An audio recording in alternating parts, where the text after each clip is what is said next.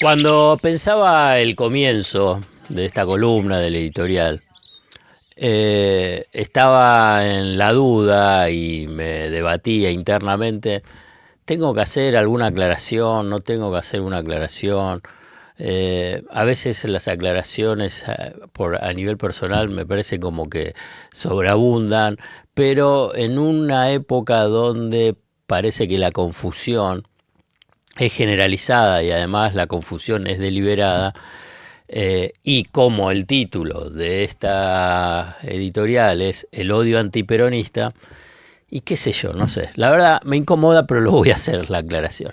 Yo no soy peronista, no nací de cuna peronista, ni me formé en lo que se llama la doctrina peronista. Si quieren, pueden encontrar una raíz en mi concepción humanista, una concepción, si querés, de izquierda.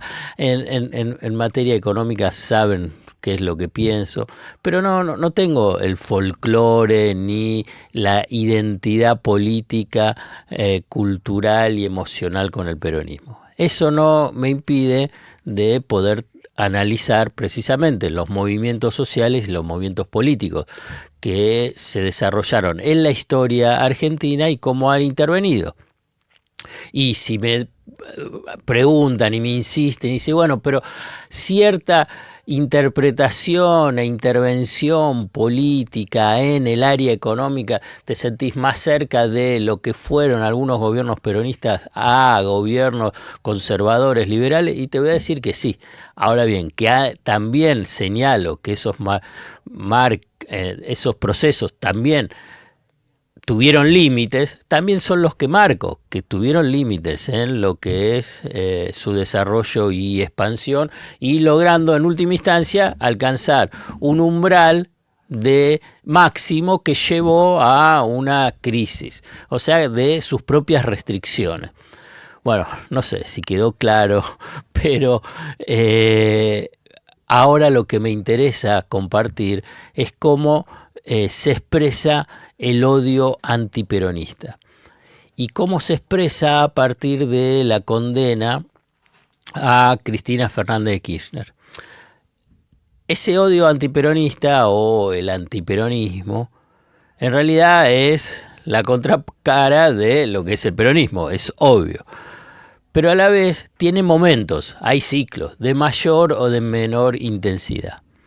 En estas semanas se han exacerbado. Se ha exacerbado estas muestras de odio que expresa el antiperonismo. Además, que uno lo puede entender como parte de sectores importantes del poder económico, de la venganza de un sector importante del poder económico, por el enfrentamiento también histórico con Cristina Fernández de Kirchner y el proyecto político del kirchnerismo. Entonces se exacerba, porque hay muestras de satisfacción, de festejo. Pero también, y esto fue durante los 3 mandatos K, ¿no? de Néstor, Cristina, Fernández de Kirchner. Y también uno puede interpretarlo, como mencioné al comienzo, a nivel de lo que son proyectos políticos, por la disputa, precisamente por el proyecto económico, donde el proyecto económico del kirchnerismo, que en última instancia también es del peronismo, que es lo que estuvo planteando a lo largo de su desarrollo de movimiento político. Si lo buscas en la doctrina es de la convivencia del capital y el trabajo, y a la vez en la disputa de cómo se distribuye el ingreso, que sea ese famoso 50-50, 50-50. Y entonces ahí hay una tensión estructural que se expresan en 2 proyectos diferentes de país.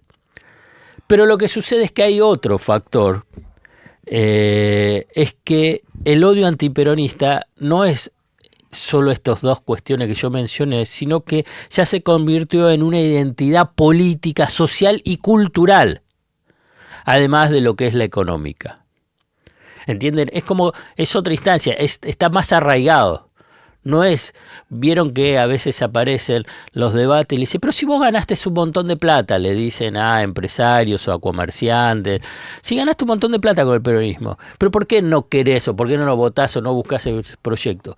Porque ya no es solo económico, hay una identidad social y cultural y política, por consiguiente, de lo que es el antiperonismo.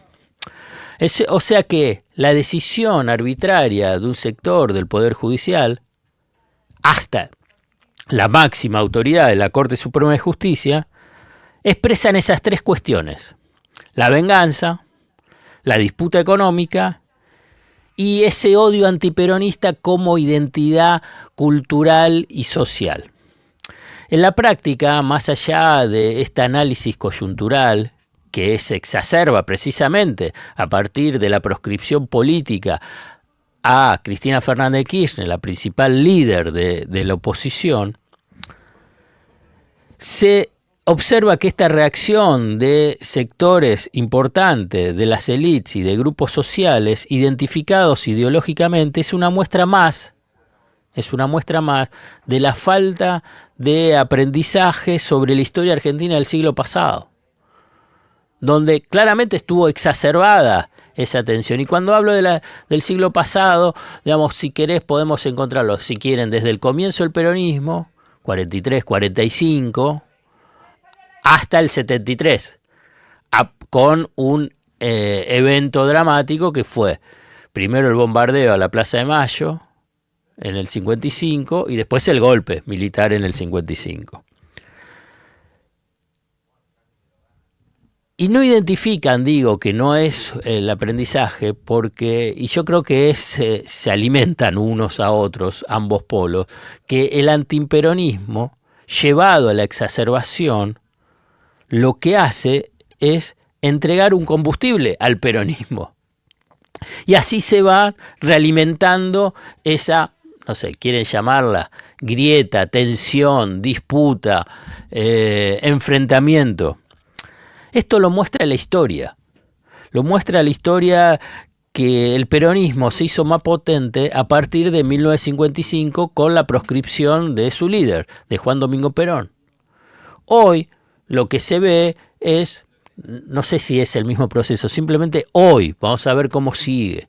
¿Qué es lo que se ve? Es una mayor centralidad política de Cristina Fernández de Kirchner y que el peronismo, que estaba fragmentado, dividido, con internas que parecían irreparables, volvieron inicialmente al parecer a unirse.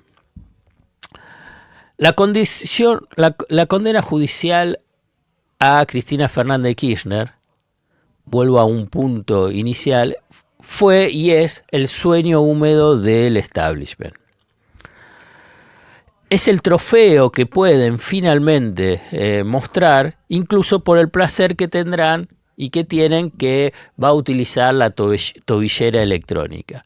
Pero se dan cuenta que todos estos elementos exacerba ese odio antiperonismo y a la vez fortalece o unifica o coloca nuevamente la centralidad política al peronismo. Entonces esto es como un juego de opuestos que se alimentan unos a otros.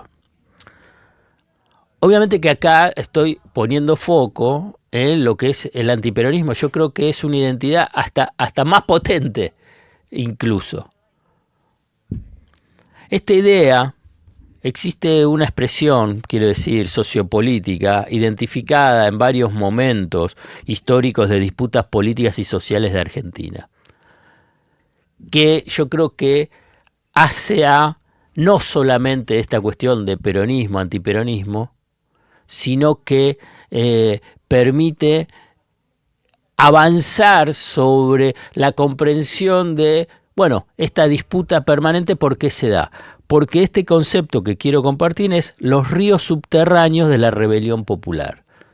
Y no solamente la rebelión popular identificado con el peronismo. A lo largo de la historia argentina hubo muchas resistencias y rebeliones populares que no estuvieron inmediatamente identificadas con el peronismo. Uno puede decir rápidamente lo que fue el movimiento de derechos humanos, o si querés pensar lo que fueron los movimientos clasistas de trabajadores, donde tuvo su hito relevante con el Cordobazo en la década, a fines de la década del 60. La idea de los ríos subterráneos de la rebelión popular, y que en última instancia lo pudimos observar en lo que fue la impactante movilización a Plaza de Mayo, organizada en un día, 2 días, o a la vez también este movimiento espontáneo de movilización y de tributo de lealtad y amor a la líder en San José 1111, la idea de los ríos subterráneos se refiere a movimientos y fuerzas sociales que, aunque no siempre visibles, operan de forma constante y profunda y pueden surgir con fuerza en momentos de crisis o conmoción social, como puede ser la condena a la principal líder de la oposición política. Vieron que dicen, bueno, ¿y a dónde están? ¿Y cómo? ¿De dónde salieron? Y no, porque siempre estuvieron, solamente que en forma subterránea, no estaban visibles, no estaban expuestos, no estaban mostrados por la inmensa red de medios conservadores, pero estaban. No es que no existen. Hay una idea, si quieren, o un deseo imaginario de borrarlos, de que no estén. Las fuerzas subterráneas se dicen porque son comparadas con ríos que fluyen bajo tierra, a veces ocultos, pero que finalmente pueden emerger a la superficie generando transformaciones sociales significativas. En el contexto de una rebelión popular, esa metáfora describe la resistencia, la persistencia y la fuerza de las luchas sociales, incluso cuando no son ampliamente difundidas o reconocidas por los medios a la opinión pública. Cristina, según la narrativa oficial, o si querés la narrativa conservadora, o incluso pensado en el interior del peronismo, ¿qué se pensaba? Que Cristina estaba en el ocaso de su vida política. Sin embargo, la condena descubrió el velo de su centralidad política, que sigue vigente, además de ese vínculo directo del líder con un sector de las masas. El odio antiperonista se define por el peronismo. Esta es la exclusiva identidad y la exacerbación de esos opuestos, como se está registrando en estos días, solo adelanta una sociedad sumergida en una mayor tensión. Esto es uno de los puntos que en última instancia quiero también transmitir. Una mayor tensión. Y una sociedad está agotada, es una sociedad que lleva muchos años de estancamiento, un estancamiento secular, y que la exacerbación de estas tensiones, la verdad, incrementa ese agotamiento. Es una historia que se repite, esta historia argentina se repite como un loop, con inmensos costos económicos y sociales para la mayoría de la población. Es una disputa que explica en parte, como les decía, el estancamiento secular de la economía argentina. Será una tarea inmensa, no sé si es posible encararla, pero en todo caso sí de explicitarla. Es una tarea inmensa superar los odios como identidad cultural y en última caso que haya diferentes puntos de vista o diferentes ideas sobre proyectos de país, pero desplazando el odio. Pero mientras tanto, al menos, es importante aprender de la historia y saber transitar este periodo oscuro y de tensión de esta exacerbación del odio. No tengas miedo, no siempre se choca andando a contramano.